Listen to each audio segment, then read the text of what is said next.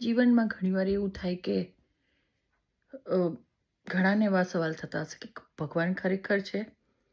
પણ આજે મને જે અનુભવ થયો છે મારા જીવનમાં એનો આજે તમારી સાથે શેર કરું છું કે એકવાર મારું સત્ય હકીકત છે, આ સત્ય ઘટના છે.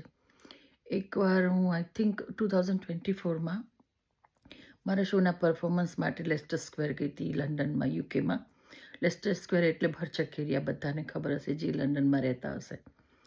ત્યાં મેં મારું ડીજેનું સેશન હતું એ પૂરું કર્યું ગરબાનું, અને મારી સાથે એક યુટ્યુબની બ્લોગર આવી હતી જે મારી ફ્રેન્ડ જ હતી. અને એણે મને કીધું કે ગાર્ગી હું આજે ત્યાંનો વ્લોગ બનાવું, ઇફ યુ ડોન્ટ માઇન્ડ. મેં કીધું હા ચાલ. તે મારી સાથે આવી હતી અને અમે લોકોએ ત્યાં લેસ્ટર સ્ક્વેરમાં ત્યાં તો પાર્કિંગ મળે ને એટલે થોડું દૂર પાર્ક કર્યું અને ચાલીને શોમાં ગયા હતા. અને લગભગ 1 થી 3નું સેશન એવું કંઈક હતું અને 3 વાગે અમારું સેશન પતી ગયું અને મારું પાર્કિંગ પણ 3 વાગે પતતું હતું. તો મારા હસબન્ડ કહે છે કે તમે લોકો આવો પાછળથી, હું પાર્કિંગમાં જઈને ગાડીમાં જઈને બેસું છું એટલે મને ટિકિટ ના લાગે. મેં કીધું સારું. એટલે મારા 2 લેપટોપ હતા ને મેં વાઇન્ડ અપ કર્યા.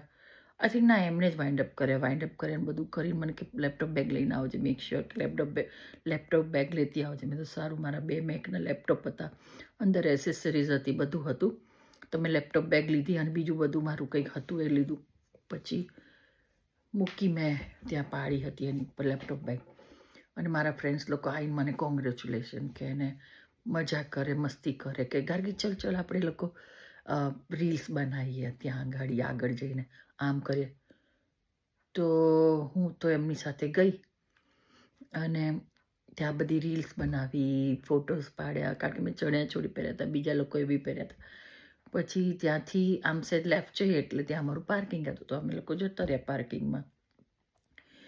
પછી ઘરે ગયા અને લગભગ 5-6 વાગે ઘરે પહોંચ્યા અને 6:30 કેવા અમે જમવા બેઠા 7 વાગે. ત્યાં ઓલી મારી ફ્રેન્ડનો પાછો મેસેજ આવ્યો કે ગાર્ગી મેં તને કીધું હતું ને કે મારા યુટ્યુબના જે વ્લોગ્સ છે ને એમાં મને મ્યુઝિક જોઈએ છે, તો તું તારું મને મ્યુઝિક મોકલ. લાઈક મારું પોતાનું મ્યુઝિક હોય જે મારું રાઈટ હોય એટલે એને એ મૂકી શકે, તો એને કોઈ કોપીરાઇટ ના લાગે. મેં કીધું સારું, મોકલીશ. એણે મને ત્યાં પણ કીધું હતું. તો પછી મેં મારા હસબન્ડને કીધું બહુ થાકી ગઈ છું, મને પ્લીઝ લેપટોપ આપો ને મારું, એમાં ટ્રેક્સ છે, તું એને મોકલાવી દઉં. તો મારા હસબન્ડ કે લેપટોપ તો તારી પાસે હતું. મેં કીધું મારી પાસે? Oh my God. પછી મને યાદ થયું કે લેપટોપ તો હું ત્યાં લેસ્ટર સ્ક્વેર પાડી પર જ મૂકીને આવી. પછી તો મારું તો બાપરે ટેન્શનમાં આવી ગઈ, રડવા માંડી. હું તો ત્યાં ધ્રુજવા માંડી. મારું લેપટોપ, મારા 3500 પાઉન્ડના 2 લેપટોપ અને એટલા એક્સપેન્સિવ 2 લેપટોપ ત્યાં રહે લેસ્ટર સ્ક્વેરમાં? તમે પોતે જણાવો. ના રહે, કોઈ દિવસ રહેતા જ હોય નહીં. તો પછી મને થયું પતી ગયું, હવે ગયા મારા લેપટોપ. અને ઓબ્વિયસલી આટલા એક્સપેન્સિવ 2 લેપટોપ પડ્યા હોય તો લેસ્ટર સ્ક્વેરમાં આટલી વસ્તુ ના રહે તો એ લેપટોપ તો રહે જ નહીં એમ. તો પછી મારા હસબન્ડ કે ચાલ અત્યારે ત્યાં જઈએ. એટલે હું બેસી ગઈ ગાડીમાં અને અમે લોકો લેસ્ટર સ્ક્વેર પાછા ગયા. મારા ઘરથી 1 કલાકનો રસ્તો હતો. લગભગ 7:30 કેવા નીકળ્યા અમે. તો 8:45 કેવા ત્યાં પહોંચ્યા. પણ રસ્તામાં મારું મગજ કામ ના કરે. મને એવા વિચાર આવે, હું શું કરીશ. મારા બેક ટુ બેક શોઝ હતા.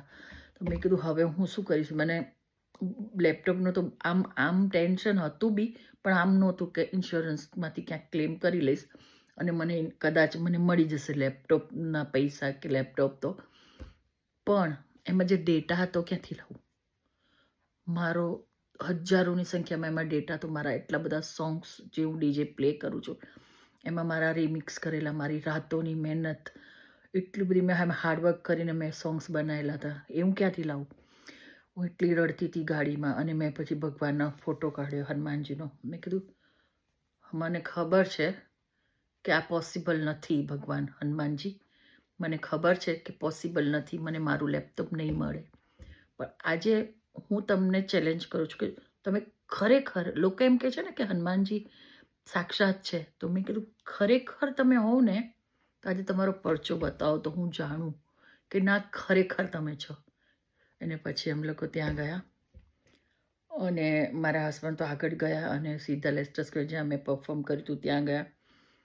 અને હું નહોતી ગઈ ત્યાં, કારણ કે હું બધા ક્લીનર્સ ને બધા ત્યાં હતા. એને પૂછી મારું કંઈ બેગ મળીશ રડતી જાઉં, પૂછતી જાઉં. બધા કે ના, we don't know, you need to ask ધેમ. એને ફલાણું ઢીકણું કંઈક કહેતા હતા. પછી હું તો આમ નિરાશ થઈને આગળ આવી. ત્યારે મારા હસબન્ડનો ફોન આવ્યો, જલ્દી આવી. મેં કીધું શું થયું? પછી હું તો ગઈ. તો મને કહે છે, અરે laptop bag, you know what, ત્યાં જ પડી હતી પાળી. અને એ પાળી પર બધા આમ બેઠા હતા. એની બાજુમાં એક કાળિયો બેઠો હતો, આ બાજુ ચાઇનીઝ બેઠો હતો. મારા હસબન્ડ ત્યાં જઈને બેસી ગયા.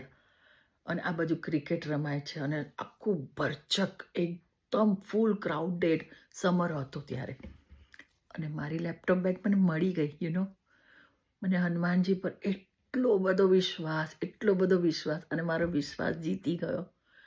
તો જેમને પણ એમ હોય ને કે ભગવાન છે કે નહીં, ભગવાન ખરેખર છે, ત્યારથી તો હું એટલી બધી ગાંડી થઈ ગઈ ને કે રિયલમાં ભગવાન છે.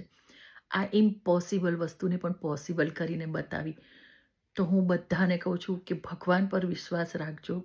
અને ભગવાન ખરેખર છે. ભગવાને મને આ વસ્તુથી બચાવી છે. અને બીજી પણ એક મારી જીવન મરણની વસ્તુ હતી, એમાંથી પણ મને ભગવાને બચાવી છે. તો જો તમારો ભગવાન પર શ્રદ્ધા હોય ને, ભગવાનને, જે પણ ભગવાનને તમે માનતા હોય ને, એને તમે દિલથી માનજો. અને ખરેખર ભગવાન છે, ભગવાન અહીંયા જ છે. સો ભગવાનને માનવાનું અને વિશ્વાસ રાખવાનો. Thank you.